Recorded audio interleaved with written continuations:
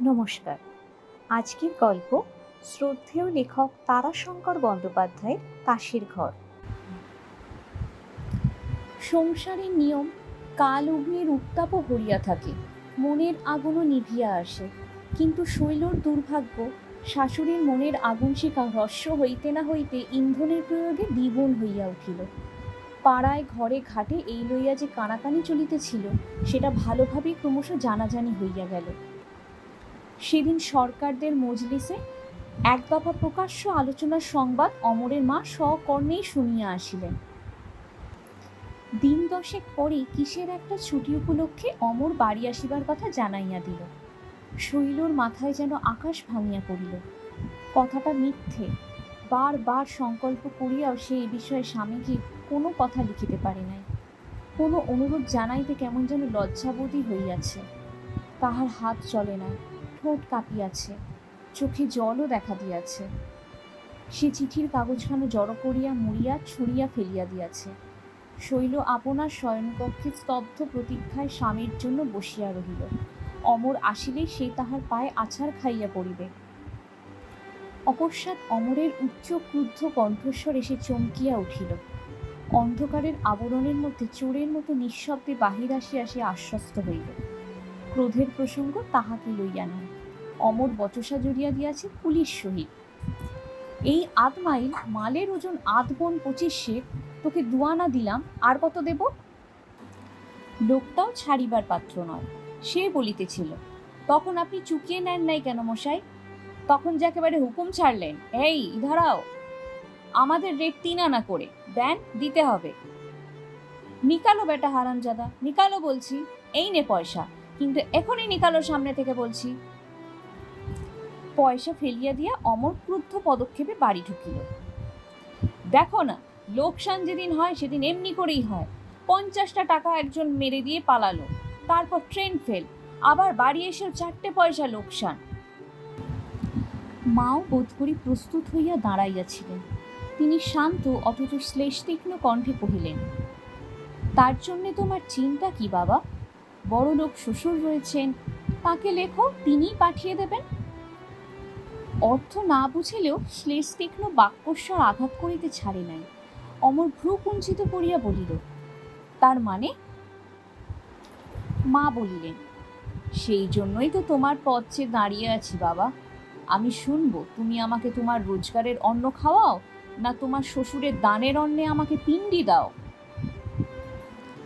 তুমি নাকি তোমার শ্বশুরের কাছ থেকে টাকা চাও, আর শ্বশুর তোমায় টাকা পাঠিয়ে দেয়, ১০০, ৫০, ৮০ যেমন তোমার দরকার হয়। ক্লান্ত তিক্ত চিত্ত অমরের মস্তিষ্কে মুহূর্তে যেন আগুন জ্বলিয়া উঠিল। সে বলিয়া উঠিল, কে, কোন হারামজাদা হারামজাদি সে কথা বলে? মা ডাকিলেন, বৌমা। শৈলর চক্ষের সম্মুখে চারিদিক যেন দুলিতেছে। কি করিবে, কি বলিবে, কোনো নির্ধারণই সে স্থির করিতে পারিল না। শাশুড়ি আবার বলিলেন, চুপ করে রইলে কেন, বলো, উত্তর দাও। শৈল বিহুবলের মতো বলিয়া ফেলিল, হ্যাঁ বাবা দেন তো। অমর মুহূর্তে উন্মত্তের মতো দেওয়ালে মাথা কুটিতে আরম্ভ করিল। মা তাড়াতাড়ি তাহাকে ধরিয়া ফেলিলেন। অমর বলিল, ও বাড়িতে থাকলে আমি জলগ্রহণ করব না। মা বলিলেন, আমার মাথা কাটা গেল হরেনবাবুর বাড়ির মেয়েদের কাছে, এমন বউ নিয়ে আমিও ঘর করতে পারবো না বাবা। বিচারক যেখানে বিধিবদ্ধ বিধানের মধ্যে আবদ্ধ নয়, সেখানে বিচার হয় না, বিচারের নামে ঘটে স্বেচ্ছাচার। তাই ওইটুকু অপরাধে শৈলর অদৃষ্টে গুরুদণ্ড হইয়া গেল। সেই রাত্রেই তাহার নির্বাসনের ব্যবস্থা হইল। রাত্রি ১২টার ট্রেনে শৈলর দেবর তাহাকে লইয়া এলাহাবাদ রওনা হইয়া গেল। শৈলকে দেখিয়াই তাহার মা আনন্দে বিস্ময়ে আকুল হইয়া বলিলেন, এ কি শৈলী, তুই যেমন হঠাৎ? শৈল ঢোক গিলিয়া বলিল, কেন মা, আমাকে কি আসতে নেই? তোমরা তো আনলে না, কাজেই নিজেই এলাম। মেয়েকে বুকে জড়াইয়া ধরিয়া মা বলিলেন, ওরে, আনতে কি অসাধ না, আমার মনেই ব্যথা হয় না, কিন্তু কি করব বল। একটা দীর্ঘ নিঃশ্বাস ফেলিয়া আবার বলিলেন, বাবুর রোজগার কমে গেছে, বাজার নাকি বড় মন্দা, তার উপর হৈমির বিয়ে এসেছে, খরচ যে আর করতে পারছি না মা। শৈল অবকাশ পাইয়া অঝোর ঝড়ে কাঁদিয়া বুক ভাসাইয়া দিল। মা বলিলেন, সঙ্গে কে এসেছে শৈলী? জামাই? শৈল বিবর্ণ মুখে বলিল, না, আমার দেওর এসেছে। কই সে? ও মা, বাইরে কেন সে? ঘরের ছেলে। ওরে দাই, দেখ তো বড় দিদির দেওর বাইরে আছেন, ডাক তো, বল মা ডাকছেন। শৈলর বুক দূর দূর করিতেছিল। কনিষ্ঠ ভ্রাতার প্রতি অমরের আদেশ ছিল সে যেন এখানে জলগ্রহণ না করে। কঠিন শপথ দিয়া আদেশ দিয়াছে অমর। দাই ফিরিয়া আসিয়া বলিল, কই, কেউ তো নেই। মা আশ্চর্য হইয়া বলিলেন, সে কি, কোথায় গেল সে? শৈল বলিল, তাকে ট্রেন ধরতে হবে মা, সে চলে গেছে। বিস্ময়ের উপর বিস্ময়ে মা যেন অভিভূত হইয়া গেলেন। ট্রেন ধরতে হবে? চলে গেছে? সে কি? শৈল বলিল, তাকে সিমলে যেতে হবে মা, একটা খুব বড় কাজের সন্ধান করতে যাচ্ছে। যে ট্রেনে আমরা নামলাম ওই ট্রেনই সে গিয়ে ধরবে, থাকবার তার উপায় নেই। মা আশ্বস্ত হইয়া বলিলেন, ফিরবার সময় নামতে বলে দিয়েছিস তো? একটা দীর্ঘ নিঃশ্বাস ফেলিয়া শৈল বলিল, বলে তো দিয়েছি মা, কিন্তু নামতে বোধ হয় পারবে না। খুব জরুরি কাজ কি না? সিমলে থেকে কলকাতায় যাবে একটা কার চিঠি নিয়ে। সময়ে পৌঁছতে না পারলে তো সব মিছে হবে। এই সময় শৈলর জ্ঞানান্বেষী বড়দাদা বাড়ি ঢুকিল। পরনে তাহার খদ্দর সত্য, কিন্তু জরিপার শৌখিন খদ্দরের ধুতি, গায়েও শৌখিন খদ্দরের পাঞ্জাবি, মুখে একটা গোল্ড ফ্রেড সিগারেট,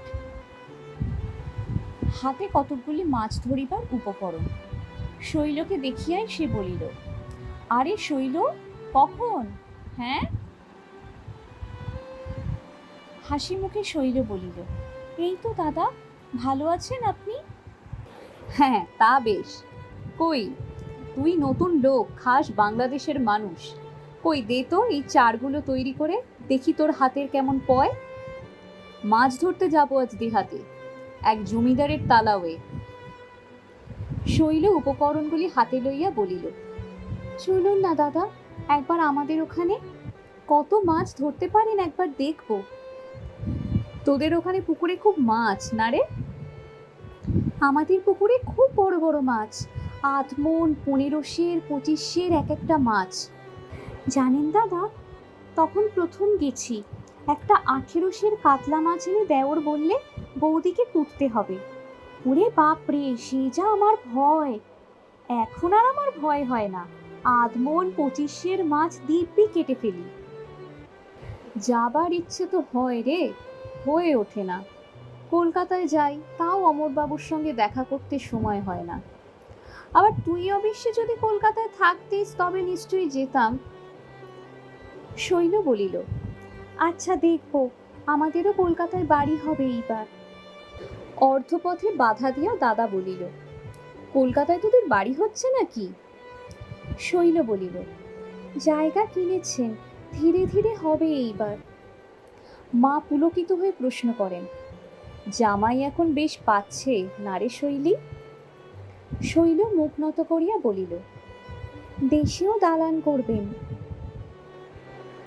মাস দুয়েক পরে কিন্তু শৈলর মা অনুভব করিলেন কোথাও একটা অস্বাভাবিক কিছু ঘটিয়াছে। জামাই বা বেয়ান কেহই তো শৈলকে পত্র দেন না, সংবাদ লন না। তিনি স্বামীকে বলিলেন, দেখো, তুমি বেয়ানকে একখানা পত্র লেখো। মহেন্দ্রবাবু নিরীহ ব্যক্তি। শৈল অন্য সম্বন্ধে যতই অত্যুক্তি করিয়া থাক, তাহার পিতার উপার্জনকে যতই বাড়াইয়া বলিয়া থাক, পিতার প্রকৃতি সম্বন্ধে অত্যুক্তি সে করে নাই। সত্যিই তিনি সাধু প্রকৃতির নিরীহ ব্যক্তি। মহেন্দ্রবাবু স্ত্রীর কথায় শঙ্কিত হইয়া পরদিনই বেয়ানকে পত্র দিলেন। লিখিলেন, আমি আপনার অনুগৃহীত ব্যক্তি। শৈলকে চরণে স্থান দিয়া আপনি আমার প্রতি অশেষ অনুগ্রহ প্রকাশ করিয়াছেন। আশা করি, প্রার্থনা করি, সে অনুগ্রহ হইতে আমি বা আমার শৈল যেন বঞ্চিত না হই। আমি বুঝিতে পারিতেছি না সেখানে কি ঘটিয়াছে, শৈল কি অপরাধ করিয়াছে, কিন্তু অপরাধ যে করিয়াছে তাহাতে সন্দেহ নাই। সে কোনো কথা প্রকাশ করে নাই। তবুও এই দীর্ঘ 2 মাসের মধ্যেই কই কোনো আশীর্বাদ তো আসিল না। শ্রীমান অমর বাবা জীবনও তো কোনো পত্র দেয় না। দয়া করিয়া কি ঘটিয়াছে আমায় জানাইবেন, আমি নিজে শৈলকে আপনার চরণে উপস্থিত করিয়া তাহার শাস্তি দিব। তারপর শেষে আবার লিখলেন, অমর সংবাদ না দিলেও শৈলর নিকট তাহার উন্নতির কথা শুনিয়া বড়ই সুখী হইলাম। কলিকাতায় বাড়ি করিবে শুনিয়া পরম আনন্দ হইল। আপনার মেজ ছেলের পরীক্ষার সংবাদ শুনিলাম, কয়েক নম্বরের জন্য প্রথম হইতে পারে নাই। আশীর্বাদ করি বিয়েতে সে যোগ্য স্থান লাভ করিবে। পত্রখানা পড়িয়া অমরের মায়ের চোখে জল আসিল। মনে তাহার যে ক্রোধ বহ্নি জ্বলিতেছিল, ইন্ধনের অভাবে সময় ক্ষেপে সে বহ্নি নিবিয়া গিয়াছে। প্রতি পদে তাহার শৈলর প্রতিমার মতো মুখ মনে পড়িত। বলুক সে মিথ্যা, তবু মিষ্ট কথার সুরটি তাহার কানে বাজিত। আজ বেয়াইয়ের পত্র পড়িয়া তাহার সকল গ্লানি নিঃশেষে বিদূরিত হইয়া গেল। শুধু বিদূরিত হইয়া গেল নয়, পুত্রবধূর উপর মন তাহার প্রসন্ন হইয়া উঠিল। পত্রের শেষ ভাগটুকু পড়িয়া আবার তিনি সেখানটা পড়িলেন, কলিকাতার বাড়ি ইত্যাদি। তিনি অমরকে পত্র দিলেন। বেয়াইকে লিখিলেন, বৌমা আমার ঘরে লক্ষ্মী, লক্ষ্মীর কোনো অপরাধ হয়? তবে কার্যবতীকে সংবাদ লইতে পারি নাই, সে দোষ আমারই। শীঘ্রই অমর বৌমাকে আনিবার জন্য যাইবে। পত্র পাইবা মাত্র শৈল পুলকিত হইয়া স্বামীকে পত্র লিখিতে বসিল। অমর আসিয়াছে, 10-12 সেরের একটা মাছ সে সঙ্গে আনিয়াছে। শৈল তাড়াতাড়ি সেটা কাটিতে বসিল।